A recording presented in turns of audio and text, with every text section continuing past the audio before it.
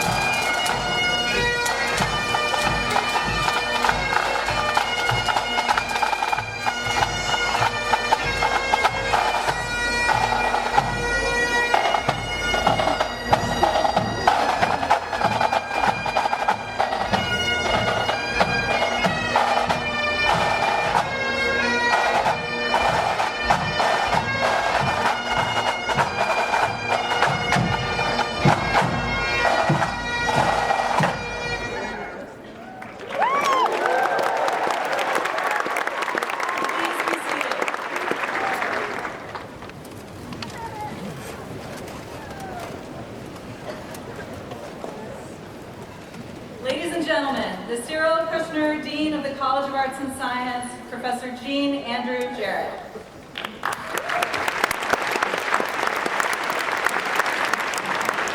With great honor and pleasure, I welcome you all to the world-famous Radio City Music Hall. Welcome to the class of 2019.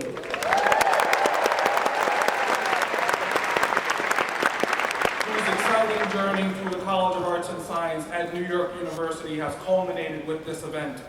Welcome to all who have supported these graduating students, the parents and grandparents, the aunts and uncles, the siblings, the partners, and friends to ensure that they could achieve the magnificence of this day. And welcome to everyone watching us through the internet, which is streaming this baccalaureate ceremony all around the world. From its roots nearly 2 centuries ago as a local institution providing a higher education to immigrant and merchant class New Yorkers, NYU has pioneered a new model of global education for the public good. As the oldest and largest school of NYU, the College of Arts and Science was founded with the belief that a liberal arts education is crucial to the development of informed and engaged citizens who can contribute to the world's progress. Class of 2019, you represent the excellence and diversity that have come to distinguish your university from its peers. You are proof of how far we have come as a university. You are the emblem of our goal to educate students to become tomorrow's leaders. And you embody the intelligence and vigor needed to have an impact on the world and make it a better place. NYU emerged from an original vision which sought to elevate the educational stature of New York City. Remember that half a century after the American Revolutionary War, New York City was a hub of financial commerce with a population that had grown from 60,000 to 200,000 between the year 1800 and 1830. But the city did not yet have an intellectual culture to speak of. It did not yet have a great school of intellectual ideas and exchange that could educate a people still reckoning with the democratic nascence of the nation. Circa 1830, New York City had only 2 institutions of higher education to speak of: the College of Physicians and Surgeons, and another place I prefer to keep nameless, but alas, must truthfully admit, was founded as King's College in 1754 and now exists in northern Manhattan as a traditional member of the Ivy League. With eyes of Enlightenment modernity witnessing the rise of universities in London, Berlin, and broader Europe, New York City yearned for a university all its own. Thus came December of 1829. The weather had dropped to its lowest temperature of the year, 22 degrees Fahrenheit. But thank heavens, total snowfall had been relatively light, barely 2 inches this month, and the violent storms, unrelenting gusts, and high tides that had afflicted the city in November were now episodes of the past. The conditions, therefore, were as favorable as they could be 9 days before Christmas, when several men, the so-called New York Athenaeum, convened in the home of Reverend James M. Matthews. There were 2 physicians, 2 merchants, 2 clergymen, a lawyer, a banker, a scientist, some associated with each other because of their common membership in the local literary club. Some were disaffected observers of King's College, but they all shared a desire to establish in New York City what had not yet existed, a university.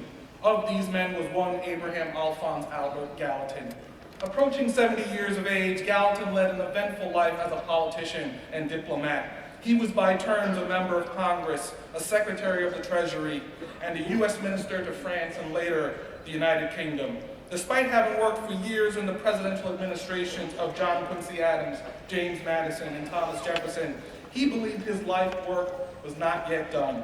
First in the home of Reverend Matthews, who would go on to become the first chancellor of the university, and later on during the proceedings of grander councils, Gallatin's voice resonated as a leader of a movement in New York City to found a university that not only would be open to the public, but also would develop a curriculum cutting across the academic disciplines. Speaking on behalf of a city yearning for a higher education more modern than the rigidly classical King's College, Gallatin advanced an original vision of higher education which sought to advance democracy, that sought to deem education a public good, that sought to make intellectual ideas more accessible, more available to the broader community. And this vision guided the incorporation in April of 1831 of what was then called the University of the City of New York. With each generation ever since, the history of the university has grown ever more manifest in the qualities of excellence and diversity demonstrated by each graduating class. Today, class of 2019 represents a far cry from the very first graduation ceremony at our university, a private occasion in which degrees were handed out to only 3 men in the year 1833 when they had finished taking courses taught in Clinton Hall, a building rented near downtown Manhattan City Hall. The following year, there was a procession of merely 9 men who walked half a mile from City Hall via Broadway and Liberty Street to what was called Middle Dutch Church to earn their Bachelor of Arts degrees. In case you don't know, that church was much smaller than Yankee Stadium.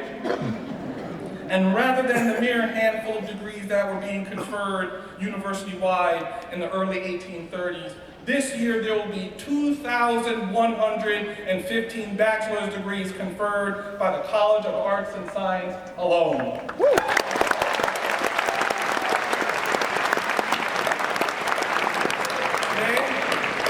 The global expanse of New York University stands in stark contrast with the insular conclave of gentlemen who founded or attended our fledgling institution in its earliest days in New York City.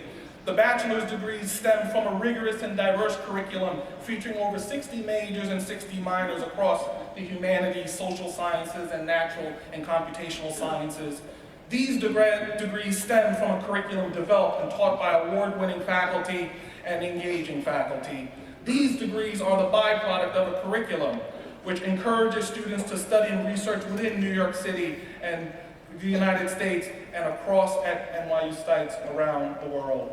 Today, as part of an interconnected global network of campuses and academic centers, the college has been redefining undergraduate liberal arts education for a rapidly shifting multicultural world.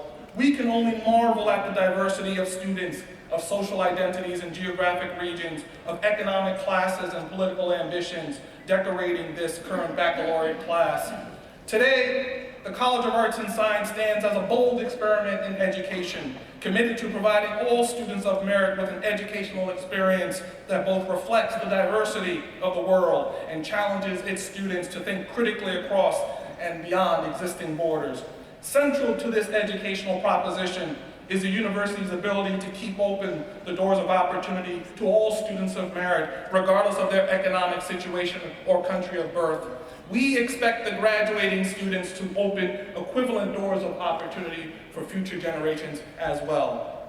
Indeed, the main question I want to pose to our graduating students is, now that it is your turn to become an alumni of NYU, how will you have an impact on the world? Will you be the next Emanuel Eisenberg, who graduated in 1955 and whose career as a Broadway producer set the gold standard for celebrated and intellectually stimulating theater?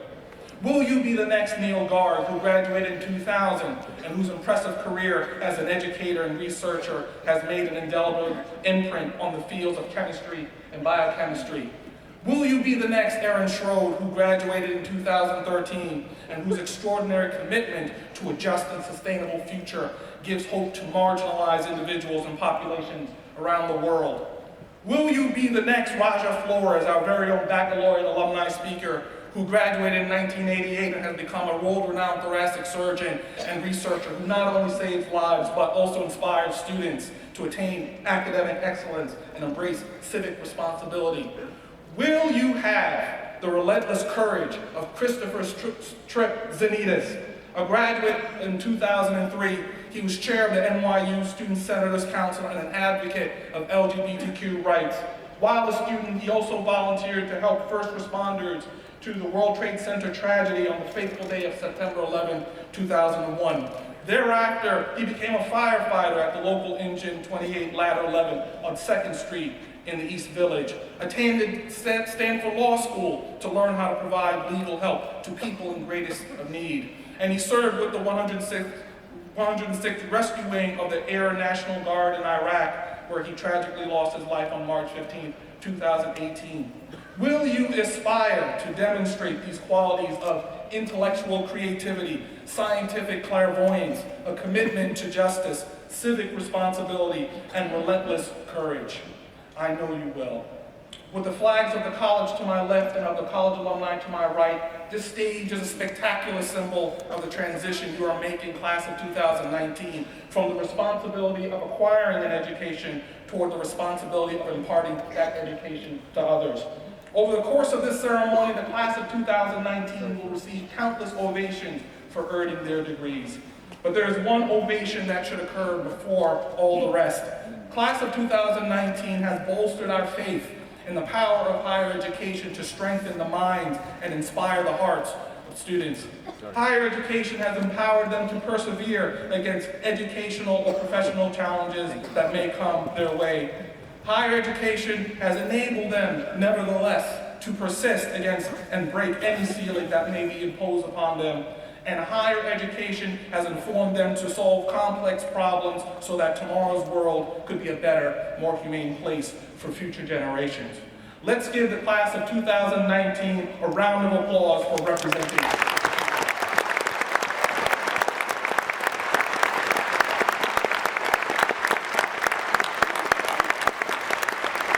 Now, I have the great pleasure to introduce to you the 16th president of New York University, Andrew Hamilton. We are thrilled to have him here with us today. Before becoming a Violet, President Hamilton had a distinguished 6-year tenure as Vice Chancellor at Oxford University, leading the university through many remarkable initiatives. Prior to Oxford, Dr. Hamilton served as Provost from 2004 to 2008 at Yale University. He had previously been Yale's Deputy Provost for Science and Technology. In addition to his record as an academic leader, President Hamilton is a noted, award-winning, widely published chemist, and he has continued to maintain his scholarly work, including an active research laboratory while holding leadership positions, including here at NYU.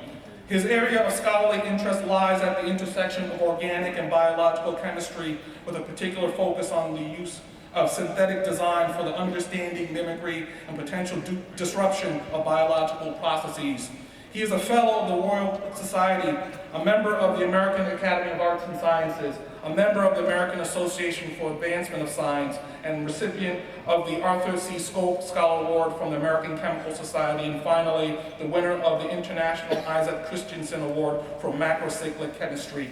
Since his arrival at NYU, Andy has made his mark as president, identifying among his priorities diversity, affordability, and retention of our students. Ladies and gentlemen, President Andrew Hamilton.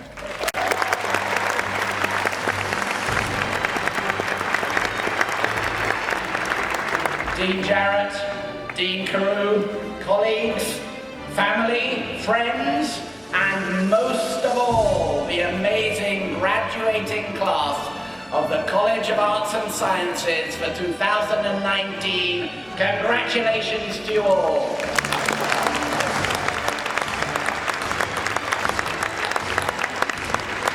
My wife Jenny, who's in the audience somewhere, and I are thrilled to be with you this morning, this very, very special morning, as we celebrate your accomplishments in this iconic setting, Radio City Music Hall. Every one of you is going to come across this stage in the next 2-3 hours, perhaps. Every one of you is going to come across this stage. You will be able to channel your inner rock star, whoever that might be. I think for me, I've always wanted to be Beyonce, and that is an achievement. I won't quite break into song this morning, but I do have a chance. This morning has been a very busy morning. All of you know this week is graduation week. We will be meeting tomorrow under sunny skies at Yankee Stadium. And I've just rushed this morning from Madison Square Garden, where we had the Steinhardt undergraduate graduation ceremony. And so here I am in a single morning playing both Madison Square Garden and Radio City Music Hall. Beyonce would be envious of me. But I'm thrilled to be here, to have a chance to say a few words to the CAS community. You are indeed a very impressive community. This graduating class 2019, among you are 203 members of Phi Beta Kappa. Among you are over 400 recipients of grants from the Dean's Undergraduate Research Fund who've conducted research with the outstanding faculty of the Faculty of Arts and Science. One of you in the audience even worked in my research group. I will keep him nameless. Over 1,000 of you have studied at one of NYU's global sites. Among you, graduating class of 2019 are winners of prestigious scholarships for graduate study, Fulbright scholarships, Critical Language Awards, Schwarzman scholarships, and many, many others. Many of you are now headed towards employment in leading organizations in the public, private, and non-profit sectors, and many of you are heading to graduate school at many of the top universities in the world, including NYU. You have had a period of great achievement during your time at CAS. And what I want to do now is just pause for a moment and recognize another talented member of this community, and that person is the Dean of the Faculty of Arts and Science, Tom Carew. All of you know that Tom will be stepping down from his deanship at the end of this academic year. And for the past 8 years as Dean of the Faculty of Arts and Science, this institution has thrived thanks to his high scholarly standards, his ambitious vision, and his focus on strengthening diversity, equity, and inclusion within the FAS community. His leadership has been marked by personal warmth, wisdom, and dedication to FAS and to NYU more broadly. Now, luckily, we will keep Tom around. He will return to the faculty and be a professor and colleague in the Center for Neuroscience. But these past 8 years for FAS have been magnificent, and Tom, we want to thank you for everything you have done.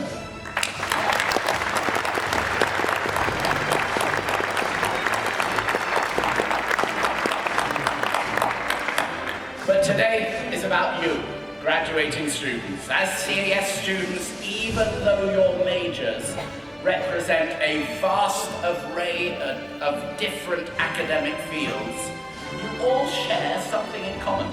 You all share a passion for understanding the fundamental truths of life, whether that be its biology, its economy, its ethics, its art, its history. These are not trivial matters. They are essential. They are essential to NYU, but I would argue they are essential to the world today. Now, during your time at NYU, you've had unique opportunities. Your college life has taken place in this most amazing city against the most stunning urban backdrop on earth. You have studied with peers from more than 130 different countries, and studied in many of those countries. You've interned in diverse fields and in different sectors, from Wall Street to leading NGOs, from startup companies to Google, from New York Times to NBC. You have soaked up the energy of this great city, and you've given back to New York City as engaged and involved citizens. In short, every one of you chose a university of unparalleled opportunity, and every one of you has made the most of it to reach your fullest potential. I, for one, can't wait to see what happens next, what that next stage in your career, in your lives will bring. The one thing I do know, it will be fun and it will be significant, and we have, all of us have confidence that you will go out and leave a mark on this world and leave it better than as you found it. To each and every one of you graduating students, know that you take with you the pride and the best wishes of my wife Jenny and of me.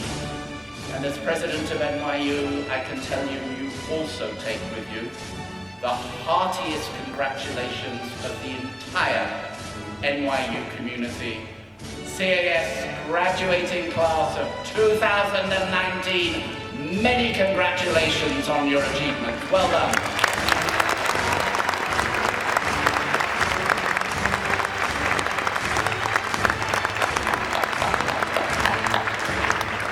Thank you, President Hamilton. A long-standing tradition of the Baccalaureate Ceremony is the faculty address. This year's speaker is Professor Georgina Dopico. Professor Dopico is Vice Provost for Undergraduate Academic Affairs at New York University, where her remit are undergraduate education and the humanities. She has been at NYU since 2000 and previously served as Dean for the Humanities and before that, Chair of the Department of Spanish and Portuguese in the Faculty of Arts and Science, where she remains as an Associate Professor. Her areas of research include early modern Spanish literatures and cultures, cultural history, biopolitics, the Inquisition, and gender studies.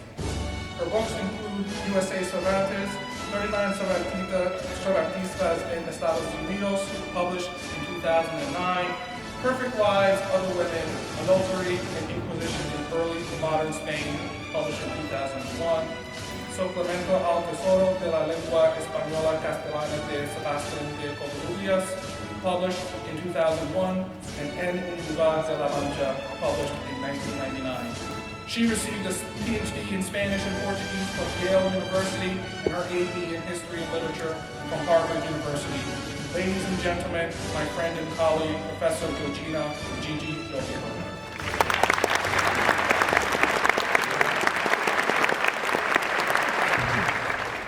Thank you, Dean Jarrett, President Hamilton, Dean Carew, colleagues. I'm honored to be here. Class of 2019, graduates, parents, families, friends, my warmest and happiest congratulations. Look at you. You are resplendent, beautiful, and brilliant. Today is a day of celebration and new beginnings. It is also a day of leave-taking as you leave behind your college life to go find your place in this world.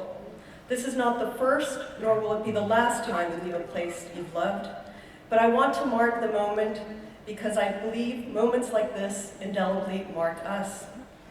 The first time I left a place I loved was December 4th, 1967, when my family left Cuba for an America that welcomed us as refugees. I was scarcely 3, so I don't remember much about the before. My mother very pregnant, grown-ups quiet and somber, a long night in an airport waiting for a one-way flight to Miami. I remember a little more about the after, a new language that felt strange and secret, a new brother, unexpectedly blonde and blue-eyed, as we then imagined an American baby should be. I remember waiting in line at the refugee center with my grandmother and sister and carrying the food home on the bus, and sometimes hiding one of those bags of rice under my bed in case we ran out to protect my family from scarcity. My parents worked by day and studied by night.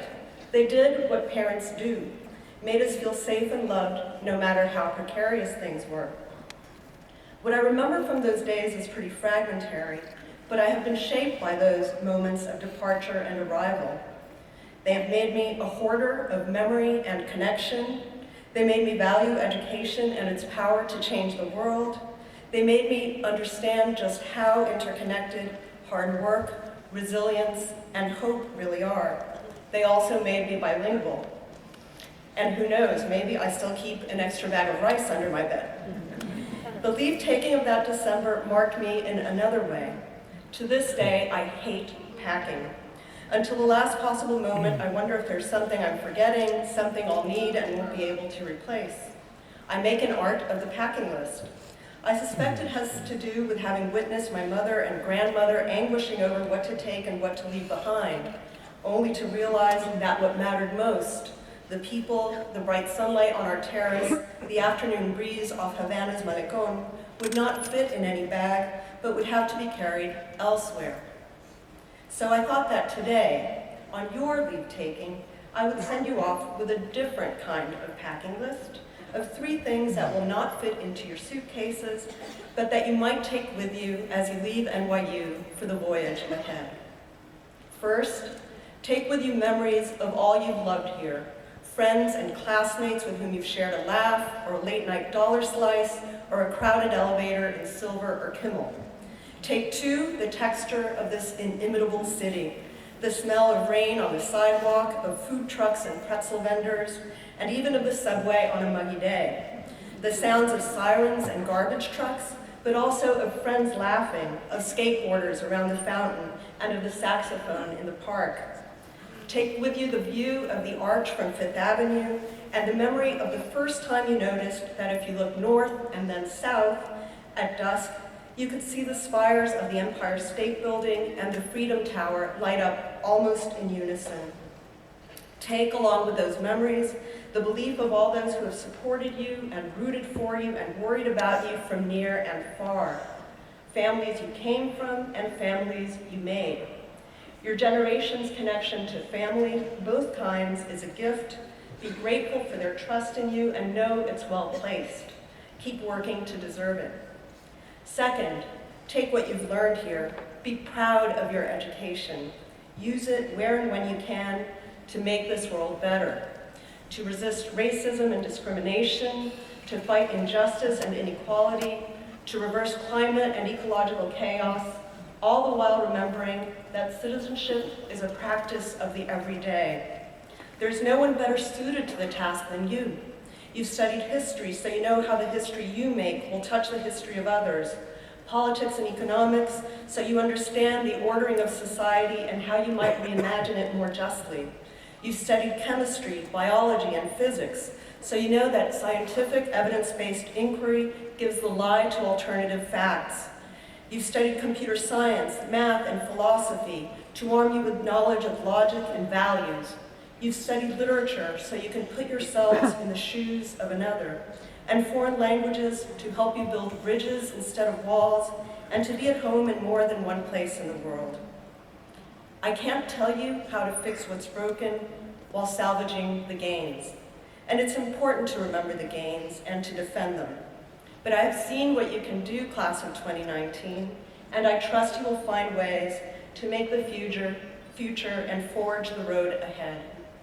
Finally, take with you the resilience, strength, and optimism of the New Yorkers you've all become. Keep finding beauty and hope in hardship and even failure. Take with you the courage and daring that brought you to NYU and New York City as 18-year-olds, and that helped you succeed here as you navigated a complex university in an unruly city in turbulent times. Use that courage to keep engaging with the world. It will be really hard sometimes, and I can imagine there will be moments when you will feel disillusioned. But that's when things become possible and real action begins. So don't give up. Speak up and speak out, but also listen, and, as you have here, disagree in a way that makes dialogue possible. Be true to your convictions, but also true to the spirit of possibility that you've lived at NYU. I realize that whatever I say will be unequal to the challenges you will face. The most useful advice I can give you is to keep reading, get enough sleep, don't smoke. But allow me one final word. Please look after one another, care for the people you love and for the people on the edges. Remember the truth so poignantly rendered in Gwendolyn Brooks' words. We are each other's harvest, we are each other's business, we are each other's magnitude and bond. I wish for you friendship and joy and music for the journey. I hope your road is a long one, class of 2019. Felicidades.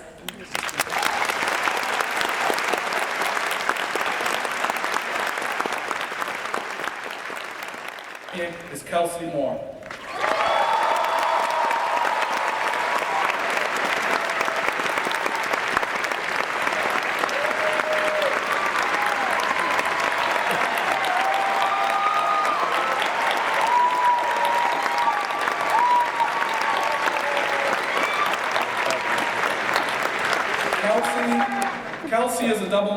public policy and Africana studies and is a first-generation college student. She was elected to Phi Beta Kappa this spring as a Presidential Honor Scholar and a Dean's List Honor Student. She is a mentor for the Academic Achievement Program and served as a sophomore cohort president in the college cohort program. Kelsey received a Dean's Undergraduate Research Fund grant for her research entitled, "I Heard of You by Telling My Trouble, Southern Black Women in Gossip During the Great Migration." Kelsey received the Benjamin A. Gilman International Scholarship and the Elizabeth Plaster Memorial Scholarship. She also received a Leadership Alliance Mellon Initiative Undergraduate Summer Research Grant and an Academic Achievement Program Research and Travel Grant. This coming fall, Kelsey will begin her PhD with a focus on African American women's history and literature at Johns Hopkins University. She will continue to mentor students of color and to empower students from all backgrounds.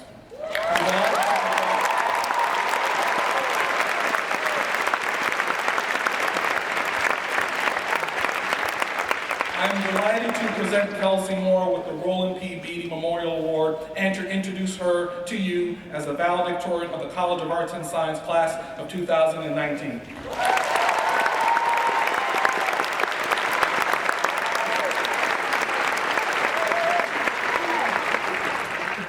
Thank you, Dean Jarrett and Dean Cal.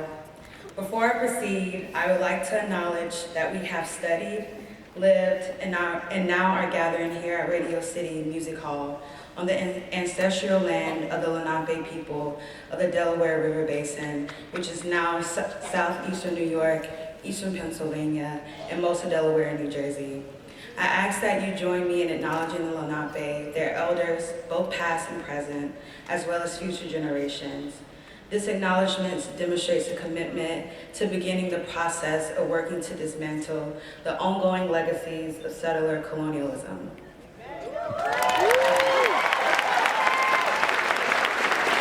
Good morning and welcome, President Hamilton, trustees, administrators, friends, family. Shout out to my mama Samantha, my grandma Margie, and most importantly, the CAS graduating class of 2019.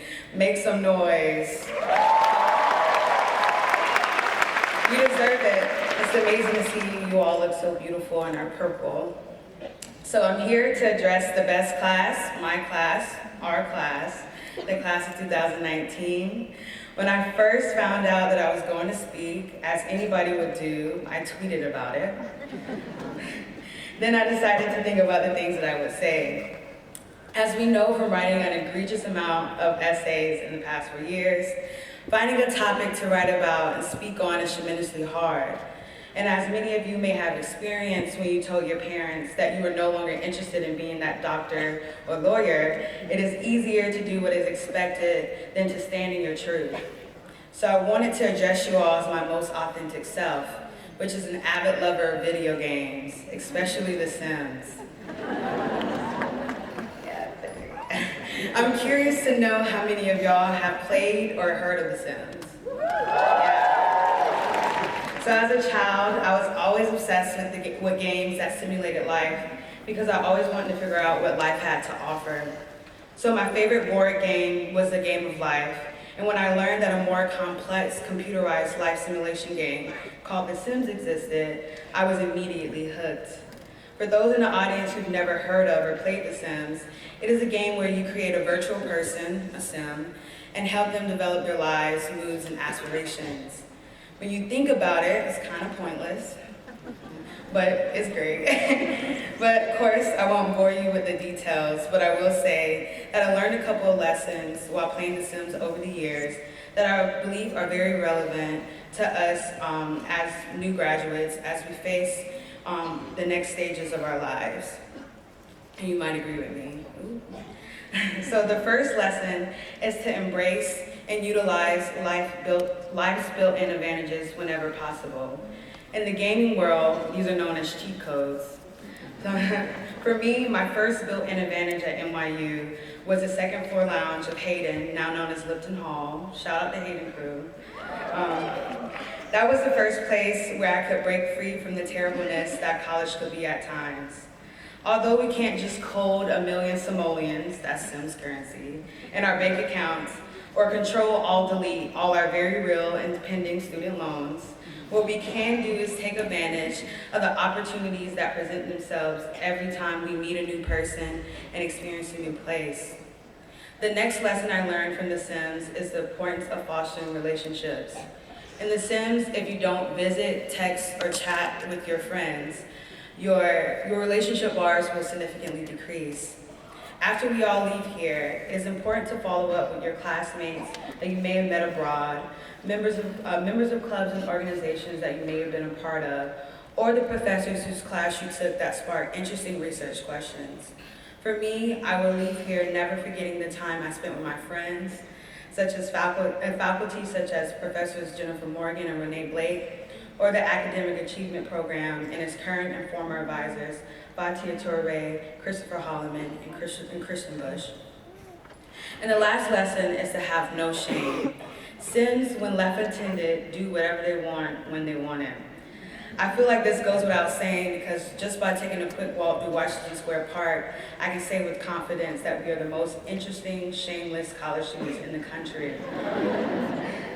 But after graduation is all said and done, after we've started our careers or unemployment, signed our leases, started families, I want us to look back at our college years and remember when we were open to mistakes, open to learning, and open to just experiencing just for the sake of it.